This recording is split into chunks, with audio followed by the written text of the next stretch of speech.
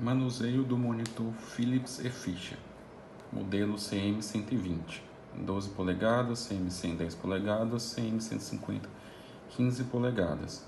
Os modelos CM10 e CM12, eles não são toque de tela. Lembrando-se que apenas os monitores a partir de 12 polegadas são compatíveis com o rack e com a central de monitorização. Parte posterior do equipamento, temos a conexão do cabo de força, uma trava para evitar que ele fique mal conectado, entradas USBs, lateral esquerda temos as conexões dos acessórios, cada um deles com a sua nomenclatura, pressão não invasiva, conecto mangueira, retiro, não tem trava, oximetria de pulso, conector, 2 canais de temperatura, posso usar um ou outro ou os dois ao mesmo tempo,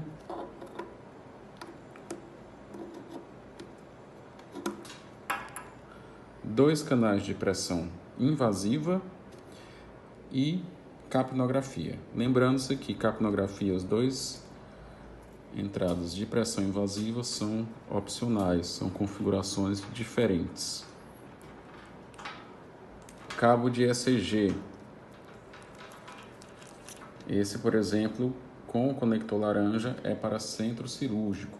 Ele tem uma blindagem maior contra interferências de outros equipamentos, como o bisturi.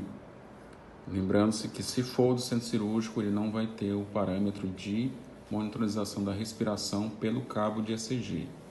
O outro cabo, sim.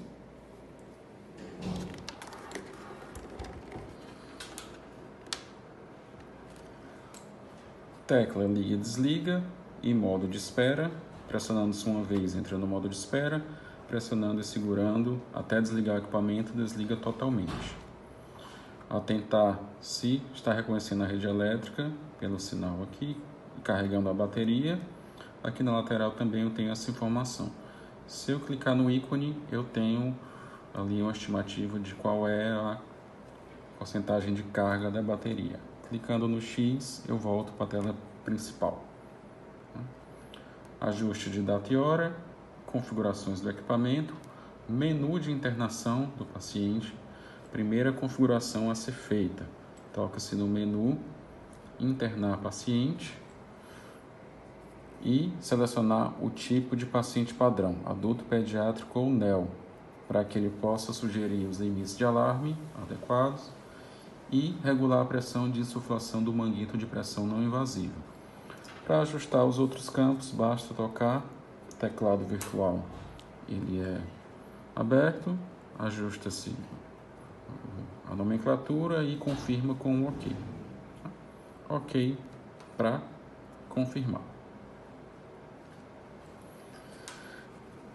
Temos aqui o botão de confirmação dos alarmes ao pressionar uma vez, ou seja, um alarme foi acionado. Se você quiser confirmar que viu o alarme, pressiona uma vez. Pressionando 2 vezes, eu suprimo a parte sonora dos alarmes durante 2 minutos. Se eu pressionar novamente, os alarmes sonoros normalmente são habilitados. Mesmo que o alarme sonoro esteja suprimido, o alarme visual ainda continua aparecendo na tela. Alarme em azul, alarmes operacionais, como desconexão do sensor de oximetria. Alarmes em amarelo, baixa e média prioridade. Após retornar para os limites ajustados, o alarme para de ser acionado. Alarme em vermelho de alta prioridade, ao ser acionado, ele e voltar para os limites ajustados de alarmes, obrigatoriamente eu tenho que pressionar a tecla amarela para confirmar que visualizei o alarme, só no de alta prioridade. O botão de iniciar a medida manual da pressão não invasiva. Ao pressionar, ele inicia a medida. As medidas podem aparecer aqui em cima em formas de tendências. Ao tocar no gráfico, tem a opção de mudar para a tabela, onde ele vai mostrar as últimas medidas com data e hora para serem acompanhados, e a medida aqui no canto inferior esquerdo. Tá? Se eu tocar no campo de pressão não invasiva, eu tenho a opção de ajustar, por exemplo, as medidas periódicas. Tá? Toco, escolho qual é o intervalo de medidas que eu quero, por exemplo, 1 minuto, confirmo. No campo vai te ter a informação que você tem que fazer a primeira medida manual, ou seja, primeiro eu tenho que pressionar e fazer uma medida manual pressionando o botão azul. A partir daí, as outras medidas vão ser automáticas com o intervalo que você selecionou. Tecla de congelar os gráficos. Tá? O parte numérica aqui do lado direito não é congelado. E eu descongelo, né, pressionando esse botão na lateral direita ou novamente o botão de congela e descongela. Novamente aqui eu tenho o menu de internação do paciente, mesmo da aba inferior, onde eu posso internar, editar um paciente já internado ou liberar, e ao liberar os dados que foram armazenados são descartados.